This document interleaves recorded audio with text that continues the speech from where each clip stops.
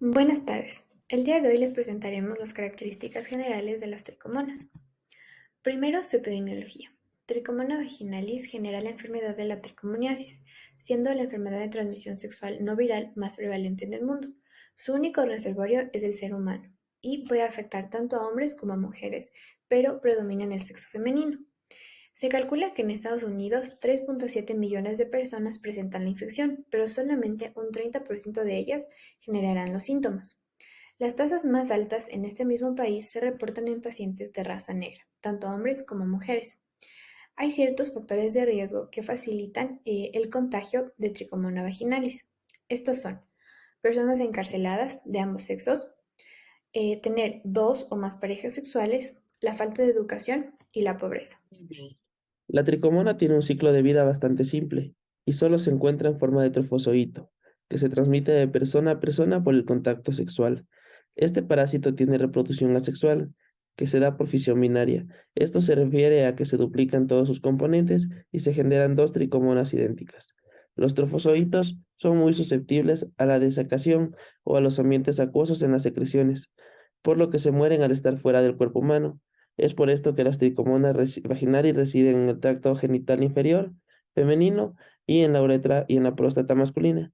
Es de ahí que la transmisión se da por la vía del contacto sexual. Además, es importante mencionar que el humano es el único huésped donde podemos encontrar tricomonas. Yo les hablaré sobre el diagnóstico en las tricomonas. El primer diagnóstico lo vamos a encontrar por medio del pH de la secreción vaginal, la cual vamos a obtener un resultado mayor a 4,5. La prueba en sí se basa con tiras reactivas, medir por medio de las secreciones vaginales el pH. Vamos a tener técnicas directas e indirectas, en cuales entre las técnicas directas vamos a obtener el frotis directo simple del exudado vaginal, que es la preparación de la muestra o del frotis para la observación directa en el microscopio. Y las técnicas indirectas tenemos la hemaglutinación, la fijación de complementos, inmunofluorescencia indirecta y ELISA. Entre estas vamos a tener la obtención de IgA, IgM, IgG, para los cuales nos van a indicar si presentó o presenta la enfermedad actualmente. Los cultivos en los caldos de Rorión o Daimon. Este es el método de referencia para el diagnóstico de tricomonas, ya que es fácil de realizar, de bajo coste y requiere un inúculo de tan solo de 300 a 500 tricomonas sobre decilitros. Sin embargo, presenta una complicación y este es el tiempo de incubación que se demora.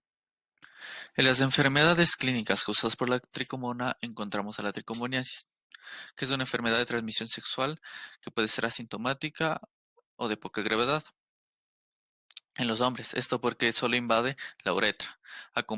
Esto puede causar dolor al miccionar o eyacular o secreciones en el pene. En cambio, en las mujeres se presentan vaginitis con secreción purulenta de mal olor, que puede ser de color amarillento o blanquecino, lesiones vulvares y cervicales, dolor abdominal, disuria y dispareunia. Esto porque la tricomona invade a la vagina, al canal vaginal, al cuello del útero y a la uretra. En prevención y control tenemos como tratamiento en primer punto metronidazol, que se debe dar a la pareja para que se evite una reinfección. En segundo lugar está el tinidazol, que se da en el caso de adultos o para personas que no respondan al metronidazol. En prevención y control tenemos puntos como mantener una buena higiene personal, el no compartir artículos de aseo y ropa, el uso de anticonceptivos, es decir, las prácticas sexuales seguras, y la eliminación de casos de hombres portadores. Ahora presentaremos las características generales de Leishmania. En cuanto a su epidemiología, este parásito se encuentra presente en 88 países del mundo. La OMS calcula aproximadamente 1,3 millones de casos nuevos cada año y alrededor de 20 a 30 mil muertes por esta causa. Según su especie, van a variar los lugares en los que se puede encontrar el parásito, pero siempre va a predominar en zonas tropicales. Según las especies, tenemos a Leishmania major, que es de carácter rural, y su principal reservorio van a ser roedores. Al contrario, Leishmania tropica es de carácter urbano y su único reservorio va a ser el ser humano. Leishmania brasiliensis, siendo especial, se va a encontrar solamente en animales salvajes.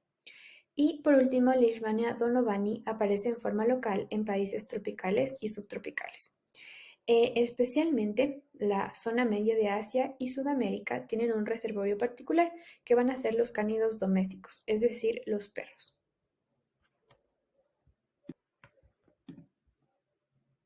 Ciclo de vida de la leishmania.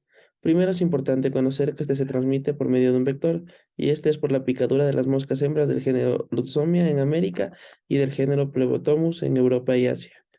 La leishmania presenta dos estadios, que son el promastigote, que es la forma infectante flagelada y que se desarrolla en el tracto digestivo de la mosca hembra, y la otra forma que es el amastigote. Esta es la forma replicativa del parásito. El ciclo de vida comienza cuando la mosca hembra toma sangre para alimentarse. Esto lo hace por medio de las picaduras en el cuerpo humano. Bien, ahora los promasticigotes que llegan a la herida punzante son fagocitados por los macrófagos. Estos promastocigotas se transforman en amastocigotes. Se multiplican por división simple y proceden a infectar otras células. También es importante mencionar que la transformación de amastocigote a promasticigote ocurre dentro de las siguientes 24 a 48 horas de la picadura. Este parásito se replica en el intestino y migra a la faringe y al esófago. Ahora les hablaré sobre el diagnóstico de la leishmania. Primero es la prueba de Montenegro, o mejor conocida como la prueba de leishmania. Esta va a medir la reacción de hipersensibilidad retardada a antígenos homólogos o heterólogos de promastigotes de leishmania. Y esta se realiza por vía intradérmica y se inyecta. Vamos a tener también la observación del microscopio del parásito, un cultivo in vitro mediante cultivos en medios bifásicos con base agar sangre por medio de material aspirado o de biopsia. Tenemos lo que es la inmunofluorescencia indirecta, de igual manera la ELISA o la inmunoelectrotransferencia. También tenemos las pruebas moleculares como es la PCR. Esta se ha simplificado el proceso de incriminación vectorial, sin embargo pocas veces se ha determinado la sensibilidad y la identificación del parásito.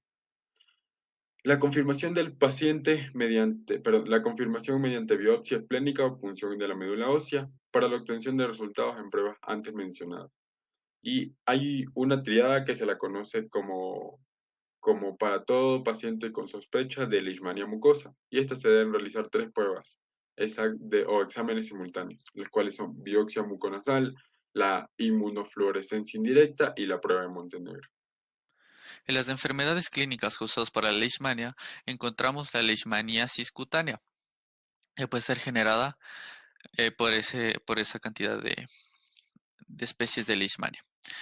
Esta se genera porque la mosca de la arena genera una lesión en la piel que ataca a las capas donde se produjo la infiltración, y en las células se produce la proliferación de los amostigotes.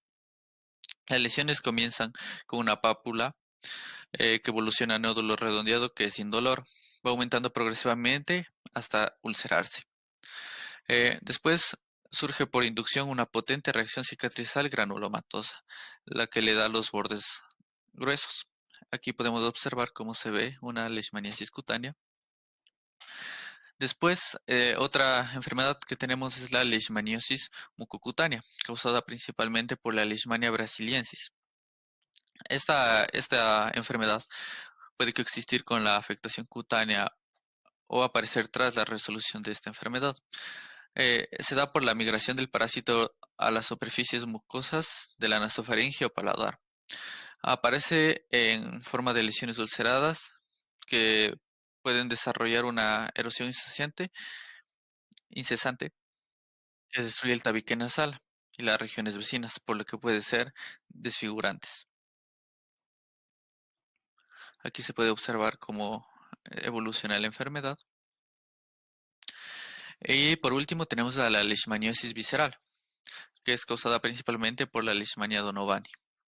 Esta tiene dos etapas. Al inicio gradual aparece en forma de fiebre que es persistente entre 2 a 8 semanas. Esta fase puede presentarse también con diarreas, tos, mialgias, anorexia, y el vaso aumenta de tamaño conforme avanzan las semanas, porque al inicio es apenas imperceptible. Si el paciente no ha sido tratado, inicia una fase caquéctica, que inicia a partir del 8º mes y persiste hasta la fase terminal de la enfermedad, que es la muerte. En Los tratados se afecta principalmente el estado general de la persona, porque comienza con caquexia progresiva, amenorrea, hepatomegalia y esplenomegalia. Alrededor del 85 al 90% de estos pacientes muere. Y aquí es una imagen representativa de lo que le pasa al hígado y al vaso. Tenemos como tratamiento, en primer lugar, un compuesto antimonial pentavalente llamado estivogluconato sódico, que se da para enfermedad mucocutánea, que se ha generado en estos últimos años resistencia al medicamento. Se lo puede inyectar directamente en el sitio de la herida o se lo puede dar por vía parenteral. También se puede dar como tratamiento alternativo el fluconazol o la miltefosina para enfermedad cutánea. Y la anfotericina B también es una alternativa. En el caso de la leishmania cutánea, también sirve la crioterapia, el calor y la resección quirúrgica. En las medidas de prevención y control tenemos el tratamiento rápido de las infecciones en los seres humanos, el control de los afectados por PCR a los 11 años, también el hacer frotis y cultivos para asegurar la eficacia del tratamiento dado. También como prevención tenemos el uso de repelente, las mallas para moscas, el control de los hospedaderos, el control de reservorios, el control de los vectores y la vacuna para las personas que trabajan en sitios de riesgo. Sin embargo, aún no existe para humanos, pero sí para animales.